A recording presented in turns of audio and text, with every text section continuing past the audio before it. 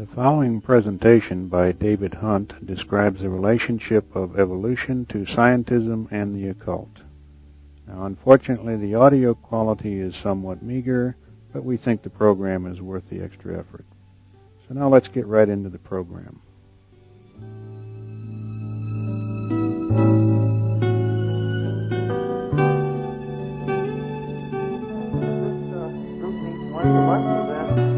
How you do? And you people are all experts on evolution, and you know all the reasons why it's not true. So I'm not going to tell you much about that. I'm going to maybe give you a little different angle on evolution than you've ever had, which I think is the approach you really need to take to evolution, because evolution is not science, it's a religion. And it hasn't been around a couple hundred years. It's been around for thousands of years, actually. Thousands and thousands of years. And when scientists began 150 or 200 years ago to try to find fossil evidence to prove evolution, it was one of the early indications that science was returning to its roots in occultism and mysticism, which is where science began. I'm sure you all recognize, or most of you anyway, science began in alchemy and astrology and in mysticism, and science is indeed returning to its roots there. Now, when Galileo was summoned by Pope Paul V to the Inquisition in Rome, and he stood there before the priests and he kowtowed to them, and he admitted that he was wrong in saying that the earth is not the center of the universe, and that his scientific discovery was not true, and that the church was right. That was the beginning of a battle that followed down through the centuries, and you know who won that battle. It was the scientists who won, who came out on top, and they are the new priests, if you're not aware of that. The scientists are the priests of today, and they make their pronouncements ex cathedra, their dogmatic pronouncements, and woe betide anyone who disagrees. And the most scathing ridicule that you can level against anyone is, you are not being scientific. And who is it that decides what is science and who is scientific but the scientists themselves? It was Aldous Huxley who said science, and he's not on our side by any means, but Aldous Huxley admitted, he said, science is the opinion of professors X, Y, Z at a given time. And you need to remember that scientists are just boys and girls who grew up and got degrees after their names and began to make certain pronouncements and so forth. But you cannot appeal to the facts, because the facts must be interpreted within a framework of reference. And if you come from a basically atheistic frame of reference and you are determined not to admit that God exists, then you're going to interpret the facts in a certain way. And this is what I call scientism, the religion of scientism. I would recommend a book to you if you haven't read it, Idols for Destruction. How many of you have read Idols for Destruction? By Herbert Schlossberg. He's a historian. And Dr. Schlossberg in that book talks about what he calls an arrogant scientism that made pronouncements far beyond the evidence at its disposal. And he says the scientific scabbards fall away to reveal ideological swords. In other words, they have an axe to grind, and they have certain opinions that they are going to push regardless, and they try then to marshal the evidence to support it. Now, as I said, I'm sure I can't tell you anything in this particular area. But let me just maybe give you a few quotes that you might find interesting if you're not familiar with them. So anyway, what happened is that the scientists are the priests. And if there's an inquisition, you get called before them now. And they decide, and you get excommunicated from academia. And you get the rug pulled out from under you of academic respect. And you have to be very careful what you say, because you will no longer be a member of the club. And that is why creationism cannot be taught in our schools today, because they say it is not scientific. And they are the ones who decide what is and what is not scientific. And they have their own little club that they run. And they are in control. But that doesn't mean that they're right. And many of their own members are beginning to speak out, and you can find this evidence all the time.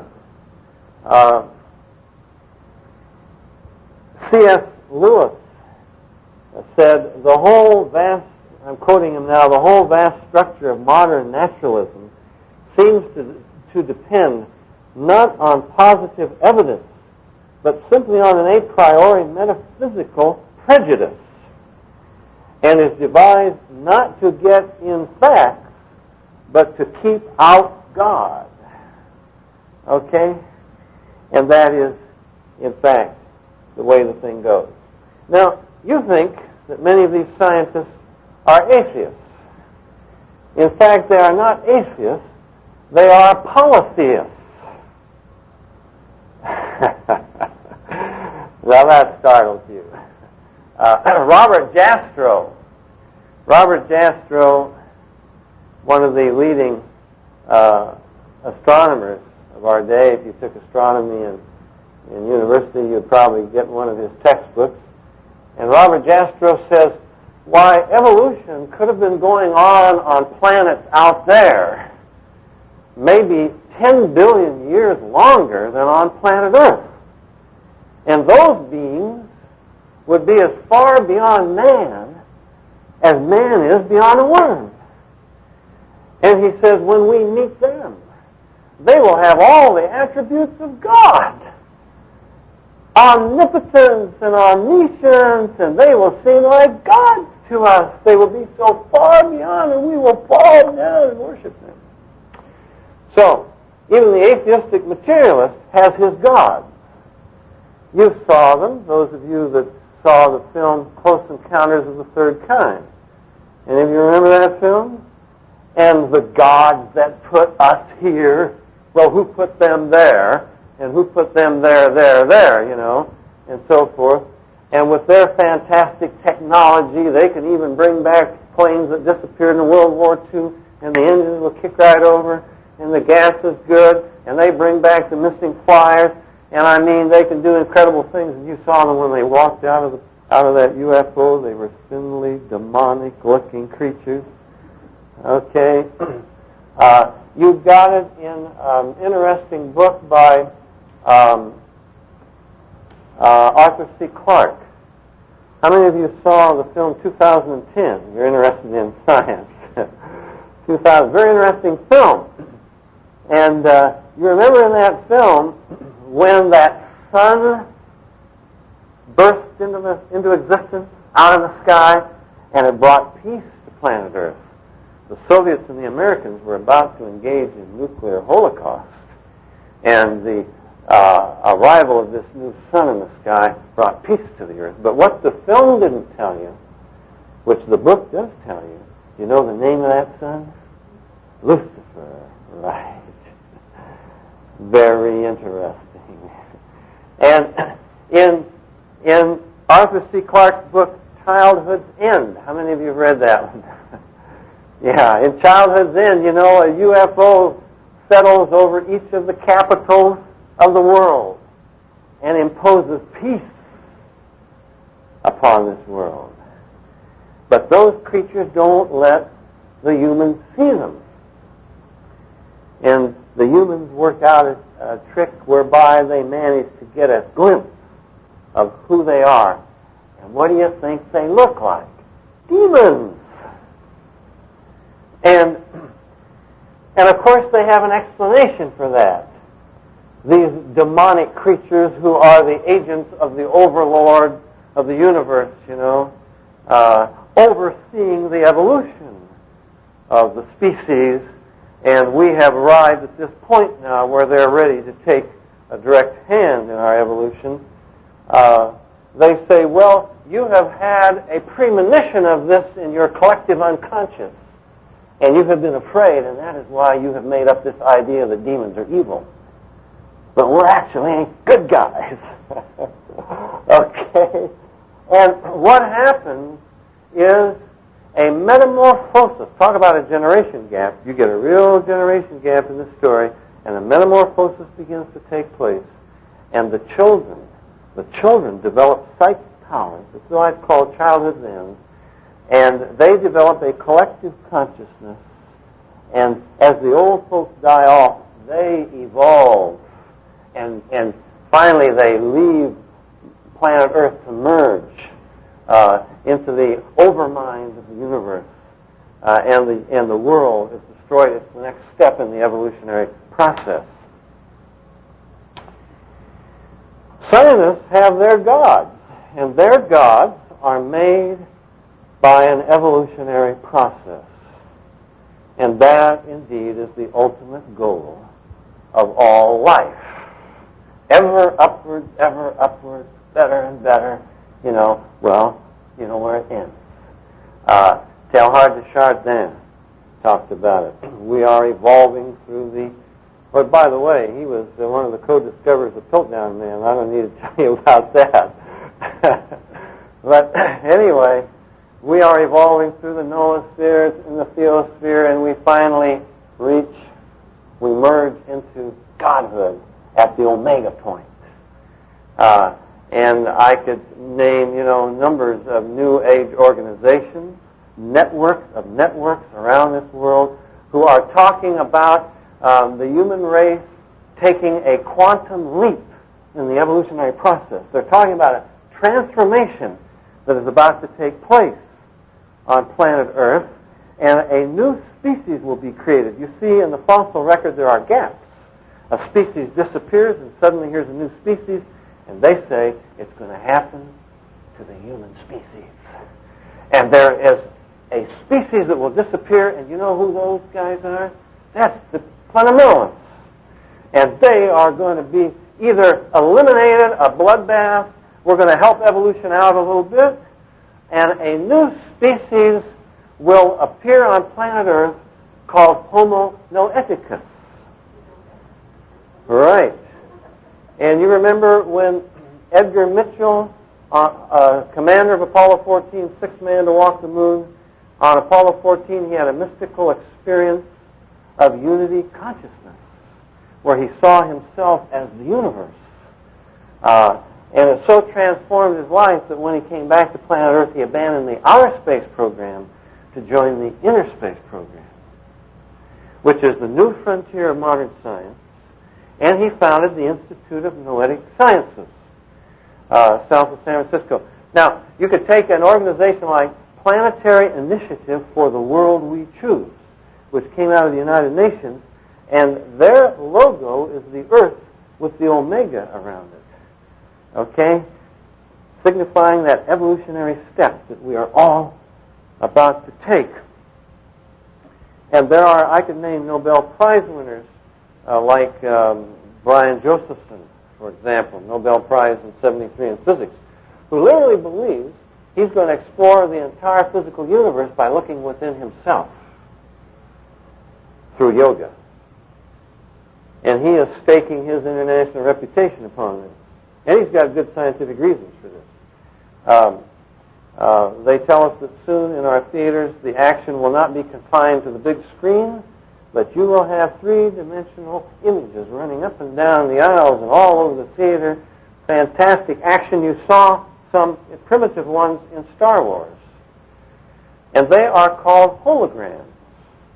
And the interesting thing about a hologram is that no matter how finally you cut it up into smaller and smaller pieces, although the resolution becomes distorted, each little piece has the whole picture.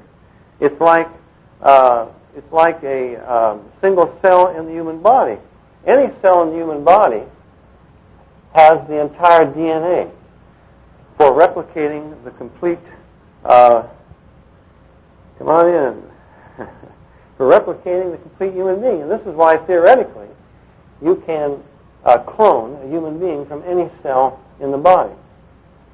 Okay, then what could be more logical than for these scientists to say that each of us is a little hologram of the universe? Okay? The universe is a hologram. Our brain is a hologram. Everything is a hologram. And we're little holograms of this whole hologram, and therefore we have within us everything that's in the whole thing, only in miniature form. Therefore we're God. And we know everything, past, present, and future, and all power. This is the human potential movement. Human potential is infinite and is within us.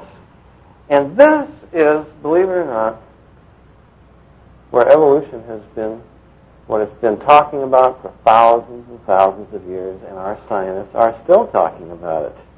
You don't just get it in science fiction. But I wanted to give you a few quotes from some of the scientists who have become a bit disillusioned before we talk more about mysticism. Now, you could go to San Francisco, for example, and you could, in San Francisco, there's an organization called the Institute for Conscious Evolution. Okay? Are you aware of this? You see, we have reached the point now in the evolutionary process where we can begin to direct our own evolution. And we're going to take a quantum leap, and we're not going to sprout wings. It's not going to be a physical thing. It's going to be to a higher consciousness.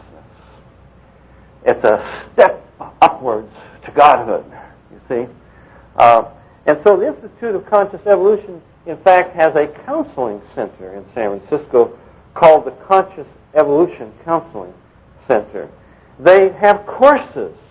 You can get a master's degree or a PhD in conscious evolution. And they don't even know what conscious evolution is. But you can get a PhD in it. They recently got they're getting government grants for studying this sort of thing. And they have a bizarre blend of Darwinism and Freudianism in their therapy sessions. And I'll mention that a little bit more in a moment. Now, Colin Patterson, senior paleontologist at the British Museum of Natural History, has said, quote, "Statements about ancestry of species are not applicable in the fossil record, but are made-up stories, no part of science." Dr. Patterson said, quote, "Evolutionists, like the creationists they periodically do battle with, are nothing more than believers themselves. They have a faith. They have a religion. It's scientism." Dr. Patterson says, quote, "I had been working on this stuff, evolution, for more than 20 years, and there was not one thing I knew that was true about it." He said, "It's quite a shock to learn that one can be so misled for so long." This is the senior paleontologist at the Natural History Museum in London. I don't know if you're familiar with D.M.S. Watson. I call him Sagan the Pagan of Great Britain. He has had a program on BBC over there, like Carl Sagan has had on public service television over here. In a speech to some of his fellow biologists, he said this, quote, "Evolution itself is accepted by zoologists not because it has been observed to occur or can be proved by logically coherent evidence to be true, but because the only alternative, special creation, is clearly incredible." And by that he means unacceptable. We won't accept it. Now, I mentioned Dr. Jastrow, Robert Jastrow. He's director of NASA's Goddard Institute for Space Studies. And at the 144th National Conference of the Association for the Advancement of Science, there were about 800 fellow scientists there. And though he's a professed agnostic, Dr. Jastrow had this to say. He said, quote, "Astronomers are curiously upset by proof that the universe had a beginning. Their reactions," he said, "provide an interesting demonstration of the response of the scientific mind, supposedly a very objective mind, when evidence uncovered by science itself leads to a conflict with the articles of faith in their profession. There is a kind of religion in science, a faith that every event can be explained as the product of some previous event. This conviction is violated by the discovery that the world had a beginning under conditions in which the known laws of physics are not valid. The scientist has lost control. If he really examined the implications, he would be traumatized. As usual, when the mind is faced with trauma, it reacts by ignoring the implications."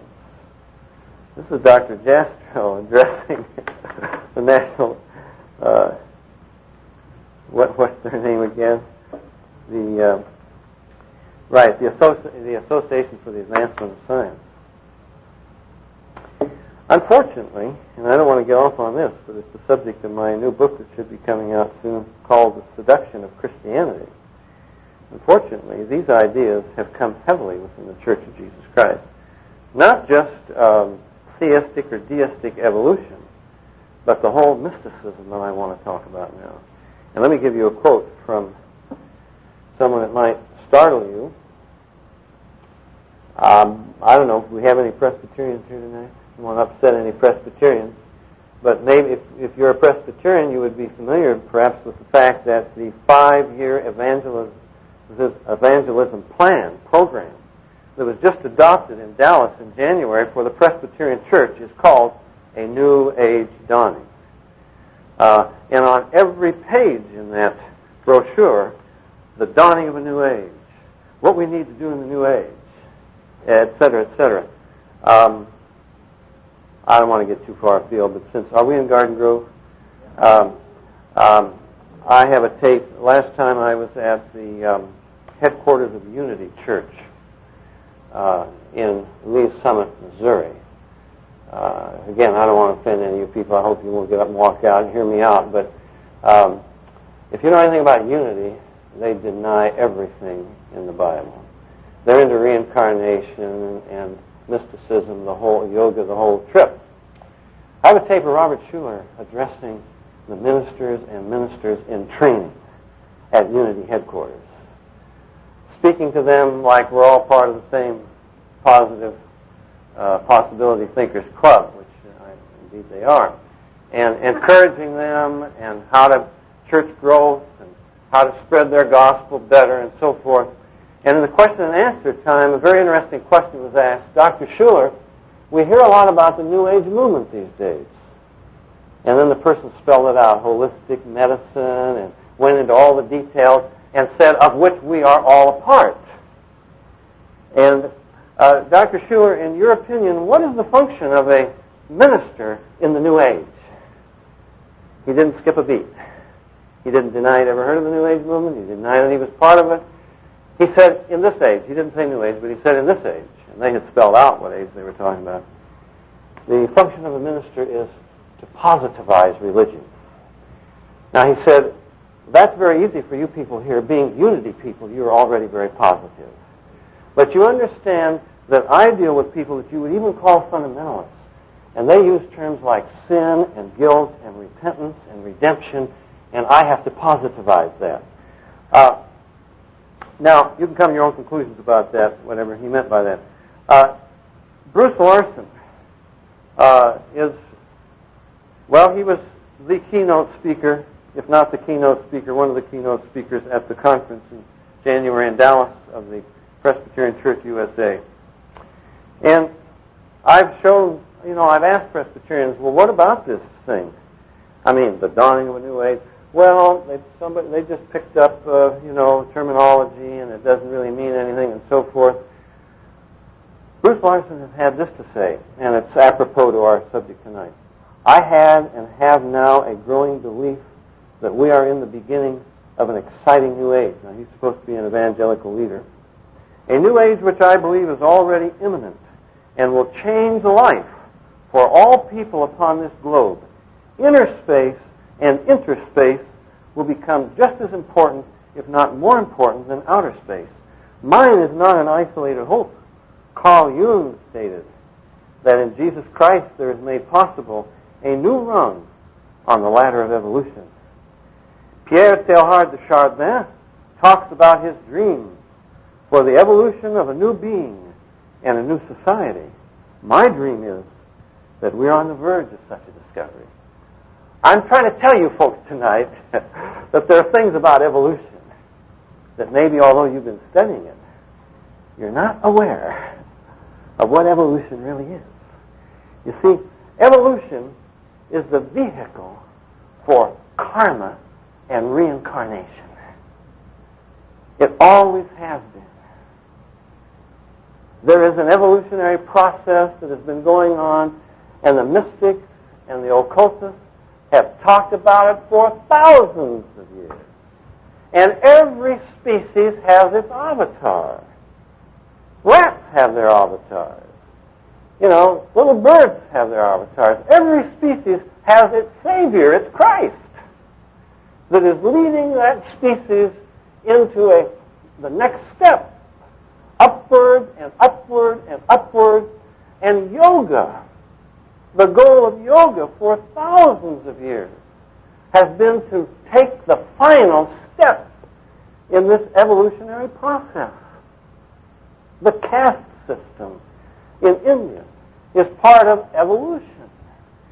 You have to grow from one caste to the next caste to the next caste. Let me give it to you in a nutshell. Let's take Scientology, okay? Scientology you've all heard of, I'm sure. Scientology is a religious cult. It denied that to begin with, denied it was religion, and now it has admitted that. All right, in Scientology teaches this. We are all Satans, Satans. Satan. Somebody says that, Satan with a lisp. And that's what it is. We are all uncreative, omnipotent, omniscient Satans.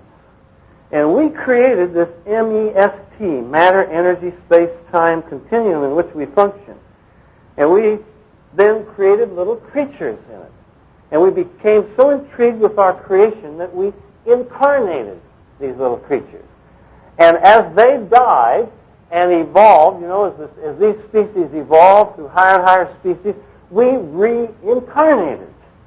And we reincarnated and reincarnated, and finally, by the time we reached in the evolutionary process the status of human beings, we were so far removed from our origin as Satan that we forgot who we are. And so Scientology offers to connect you up with an e-meter, and they call it, and you go through a psychotherapeutic process that's mixed in with Zen Buddhism and various forms of mysticism, and you finally peel off the engrams, they're called, the traumas that you picked up in prior lives, and you break through to clear and beyond, and you realize who you are. We're Satans. We're beyond the limitations of space, time, and matter. I mean, we're just kind of playing a game, This is mysticism. That's not a new invention of L. Ron Hubbard, but this has been in there for thousands of years. Now, let's get really bizarre. How many of you would be familiar with Jean Houston? Well, Jean Houston is a graduate of Union Theological Seminary. She has degrees, PhDs, both in theology and psychology. And she is considered to be one of the most brilliant women in the world today, the successor of Margaret Mead, et cetera, et cetera, et cetera. Okay? Jean Houston puts on some rather interesting seminars. She's the author of a number of books. She's put on seminars for over 250,000 people. Now that's not nothing, you know. She's a very influential woman. And thank you very much. Appreciate that. That's fine. That'll do me, I think. Here's a reporter, Shepard Bliss, who attended one of her seminars, and let me just read you a few excerpts of what he said. "Remember when you were a fish," Houston suggested in Sacramento. Nearly 1,000 people in the large room at the state fairgrounds dropped to the floor and began moving their fins as if to propel themselves through water. Notice your perceptions as you roll like a fish. How does your world look, feel, sound, smell, taste? Then you came up on land, Houston recalled, taking us through the amphibian stage. You know what's happened, folks. I don't want to get sidetracked and go into too many details. But I'm sorry if we got some psychologists here tonight. I mean, you're off on a trip, folks. You know, Freud gave us the myth of the unconscious and psychic determinism, and that by the time you were 5 years old, your experiences in childhood had made you what you are, okay?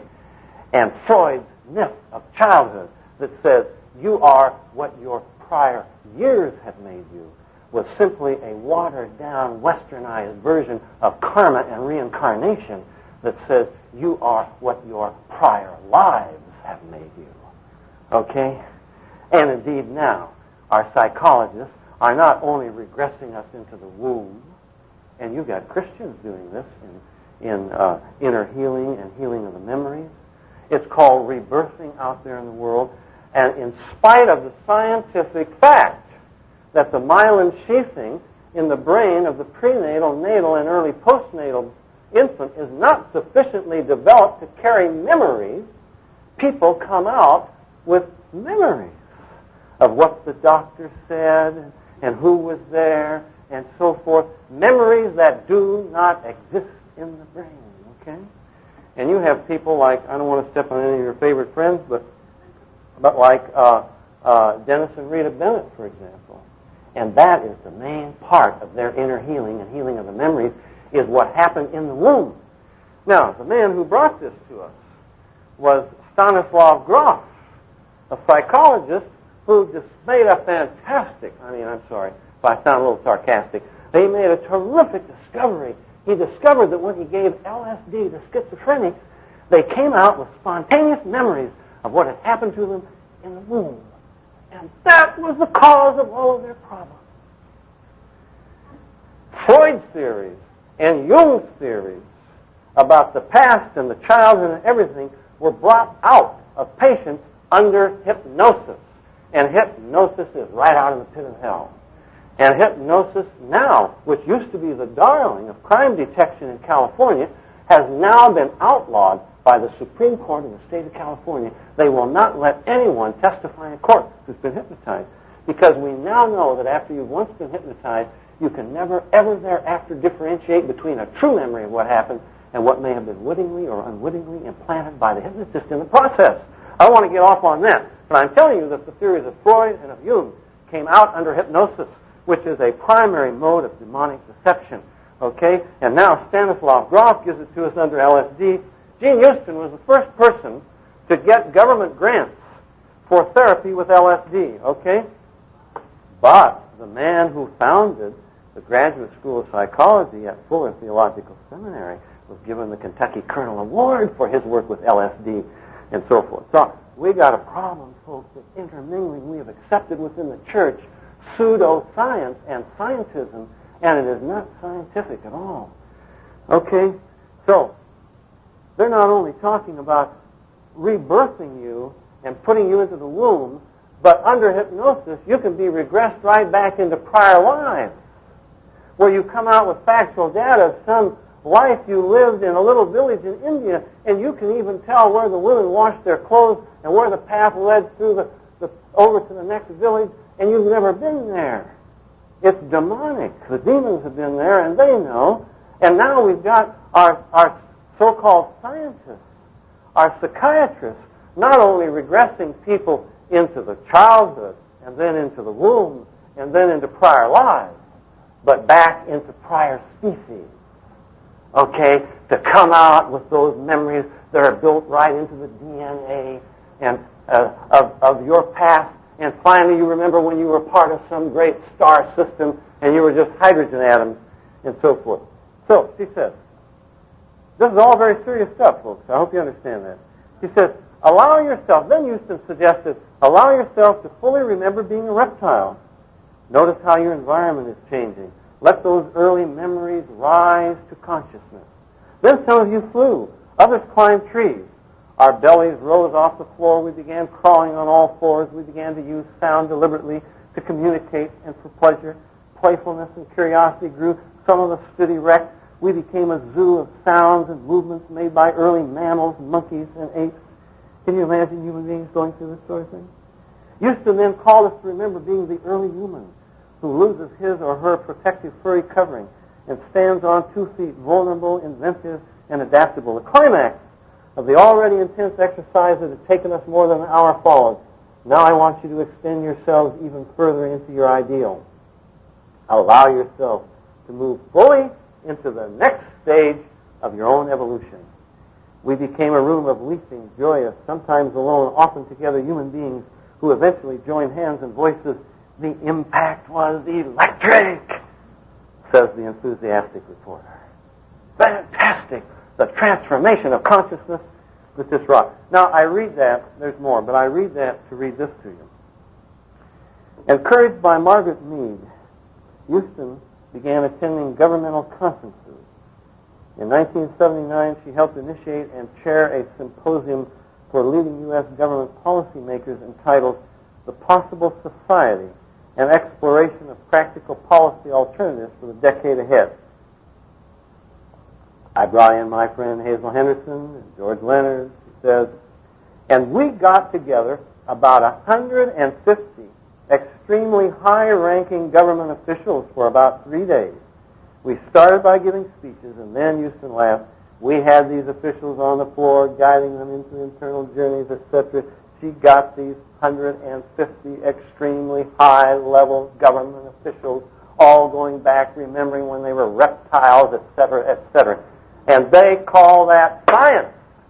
And they laugh at us for believing in God.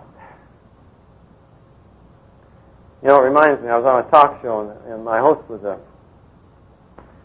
a Jewish former attorney, atheist, who loved to chop his guests in little pieces. We had a great discussion. And he laughed at me for believing in God. And I said, don't laugh at me for believing in God. You believe in yourself. At least my God is worth believing in.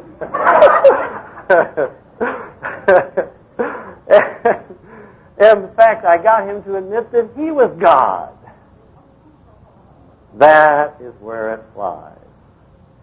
And I said, Alan, tell me, if you're God, why do you spend so much time and money with your psychiatrist? Which I knew he did.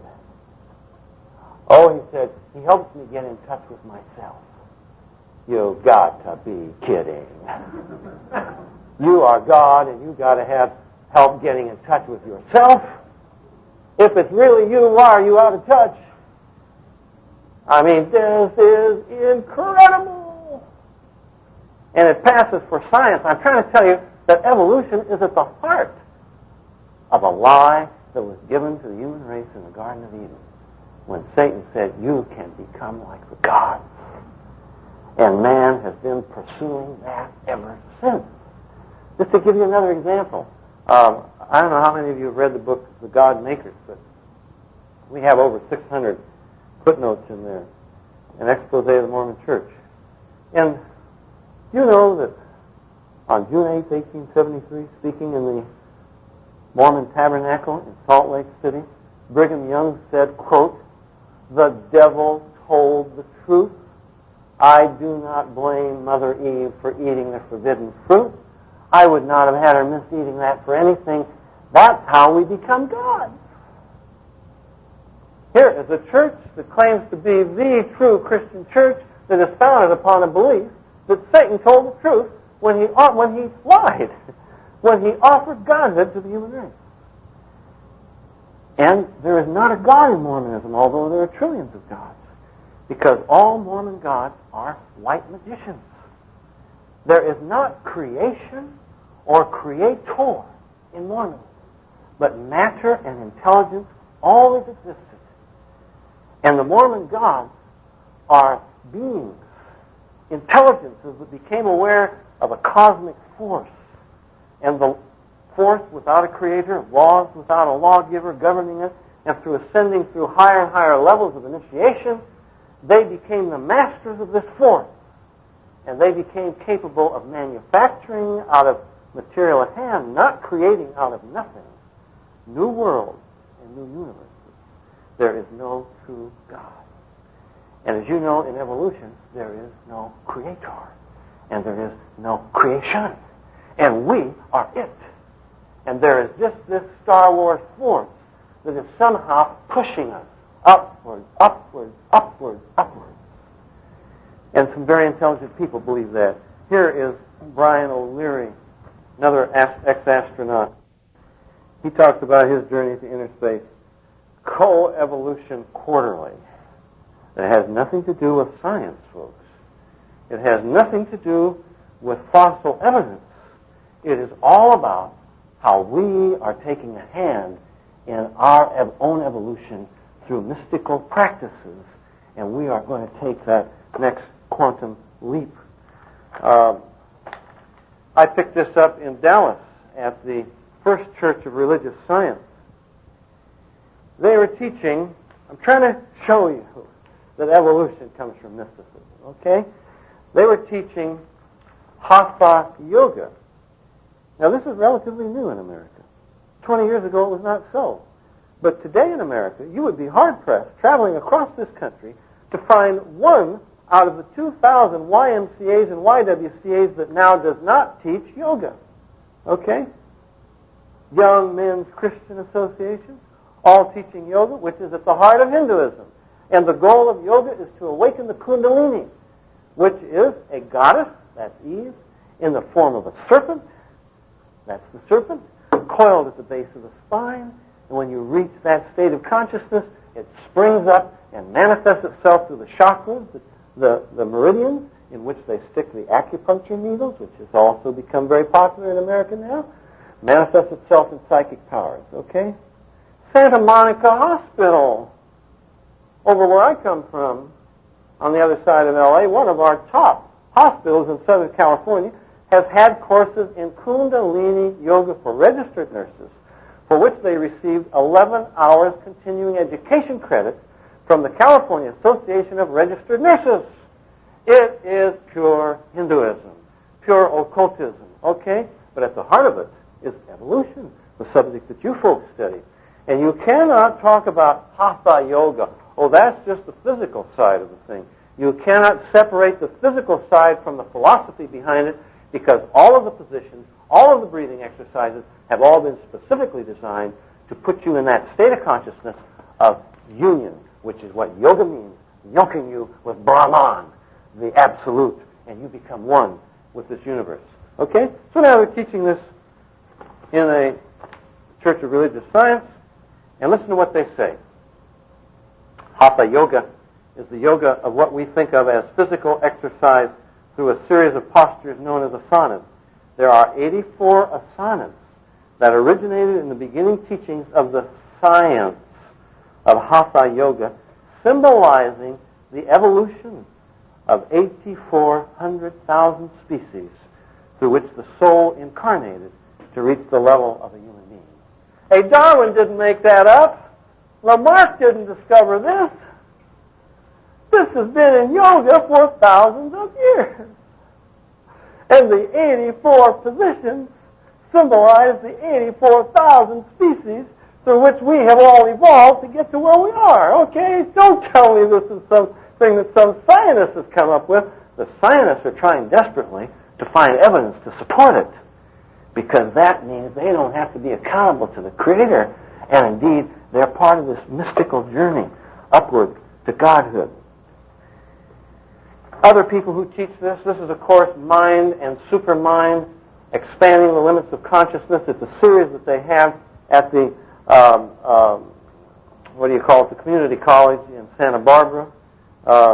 It's an ongoing series for many years.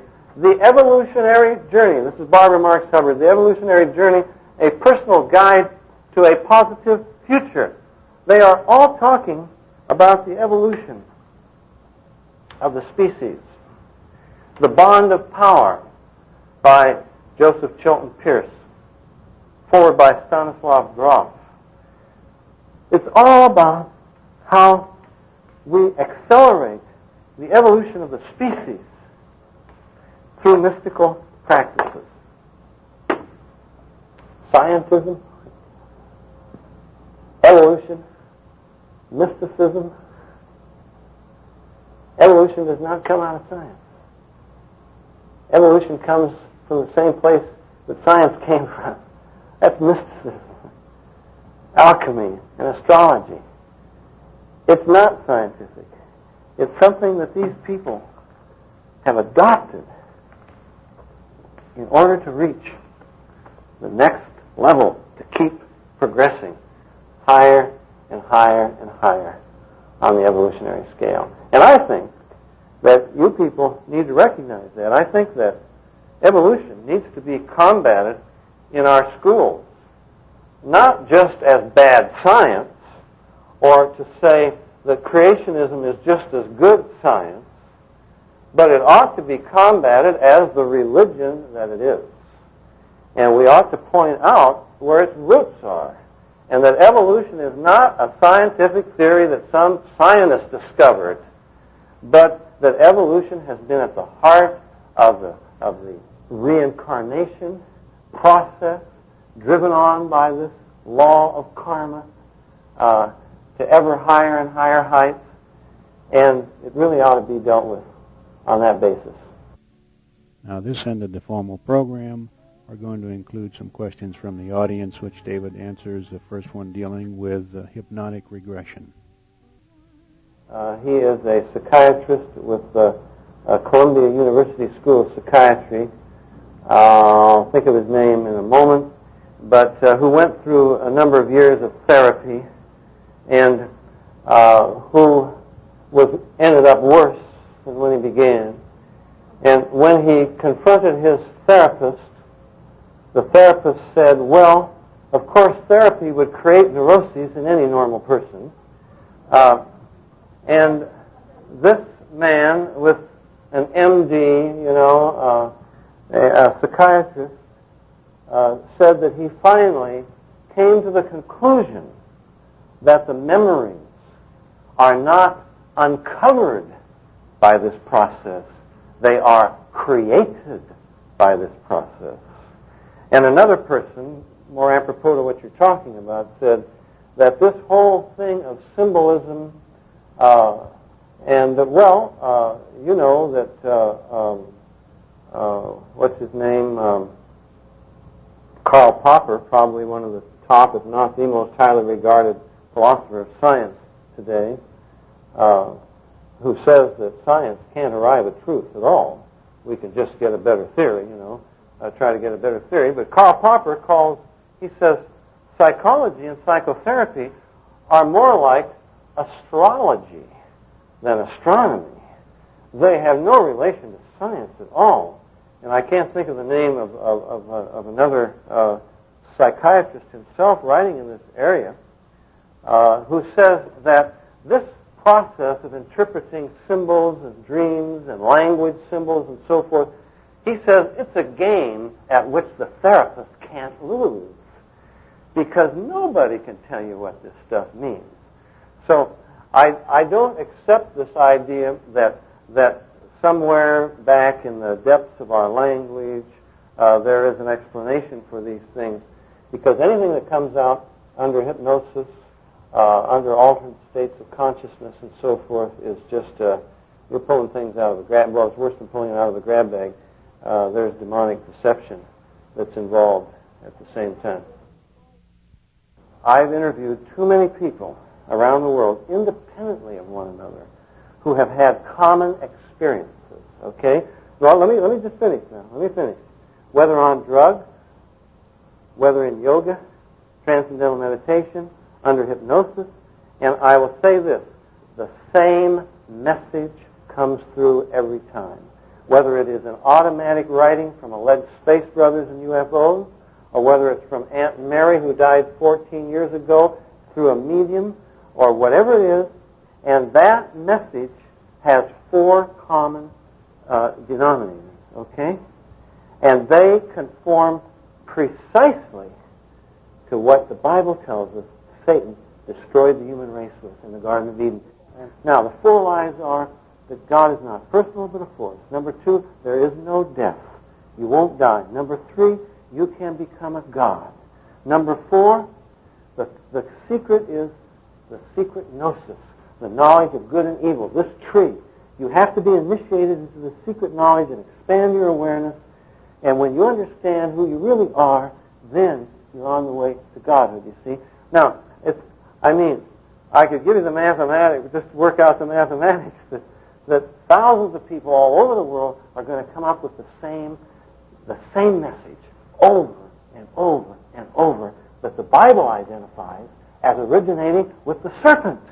So I don't have to be too bright to say something's going on. You walk across the ground with a dowsing rod. We have discovered over 500,000 wells in America this way. It's got to be good. It's got to be from God. I mean, General Patton, he even had thrown in a whole tree for his dowser out there in the Sahara Desert, and he found water so the American troops wouldn't die. And in the Vietnam War, some of our Marines using dowsing rods made out of coat hangers or any other material that came to hand. See, we used to try to say, well, there's some kind of an attraction between the moisture in the twig and the moisture in the ground, et cetera, et cetera. I mean, they located underground Viet Cong hideouts and ammunition caches. We have dowsers dowsing from airplanes who locate oil and minerals. But we also have dowsers who will douse with a pendulum over a map. And they are the best people for locating sites for archaeologists to drill to find ancient civilizations. And they just found Cleopatra's tomb and the old city of Alexandria off the coast of Egypt by this means, okay? Now, you can't tell me this is some kind of a force. Information is being communicated.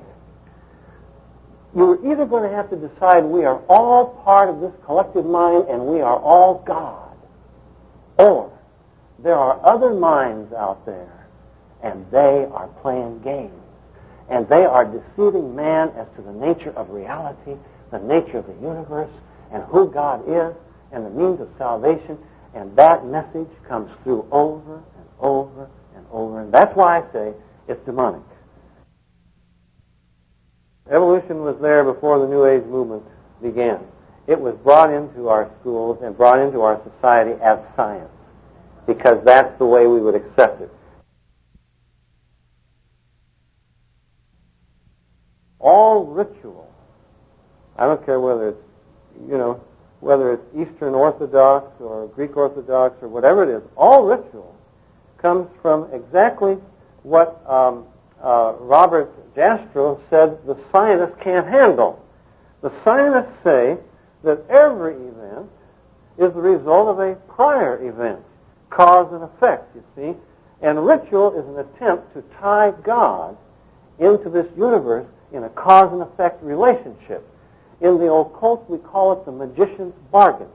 You get a story about it in the opera Faust, where Dr. Faust sells his soul to Mephistopheles, the little devil, who, by the way, looks very much like Yoda in The Empire Strikes Back, and it's called the magician's bargain. And when you have been initiated into the secret gnosis, then you know the formulas.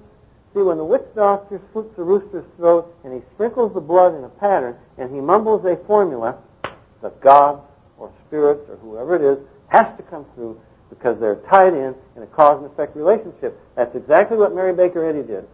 She turned Jesus into a scientist, and she said everything goes by law.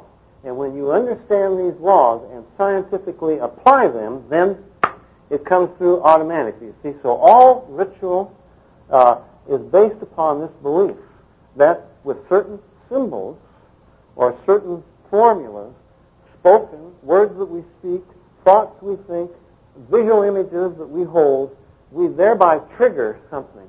But of course, you know, the problem with that is, you see, the skeptic says to us as Christians, well, you only believe in God because science hasn't yet explained everything.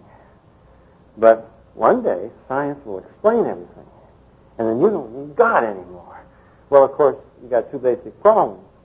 If science explains everything, then everything is part of this ball of wax, which is under the second law of thermodynamics, which is running down like a clock and heading for destruction. Also, if everything is explicable in scientific terms, then for me to say to my wife, I love you, is no more meaningful than to say I have a gastrointestinal pain. Because love itself would have to be the result of natural processes governed by scientifically explicable laws and would therefore be meaningless, you see? So as soon as I get into a position where certain symbols or certain rituals elicit a certain response, I have to come to God on bended knee as a repentant sinner. I have no demands that I can make. Whatever he's going to give me will be by grace. It will be a gift that I cannot earn, that I cannot merit by ritual or by any other way, you see? So what psychology is trying to do is, like B.F. Skinner, for example. I'm talking too long, I'm sorry. Other people want to ask questions. But like B.F. Skinner in Walden 2, you know, he's building his paradise. And he has Fraser, his alter ego, says to his guest, well, we're not interested in improving the human race. What we're interested in is finding a science of human behavior. And then he gets a little upset. He says, but you can't have a science when the subject of your experiment is hopping about capriciously with a free will. You see? So that's why B.F. Skinner has to do away with free will. And let me tell you this. We have people in the Church of Jesus Christ who have tried to do the same thing to God that B.F. Skinner did to man. Destroyed his initiative. So that if we say certain words, or we think certain thoughts, or we visualize certain images, then he's got to come through. And the whole thing now is another Christian science. It's religious science. It's the worst thing you can do with religion is to make it scientific.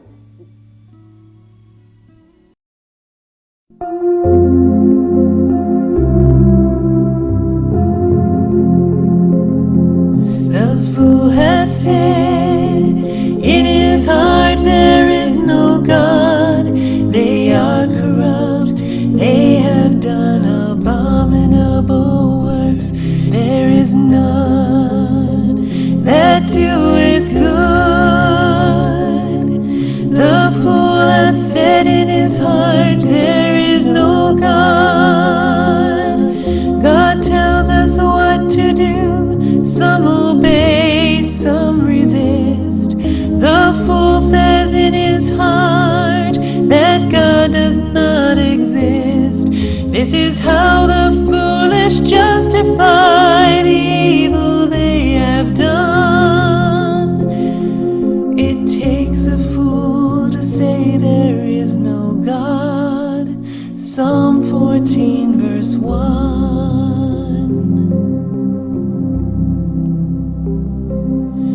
The fool has said in his heart there is no God. They are corrupt, they have done abominable works. There is none that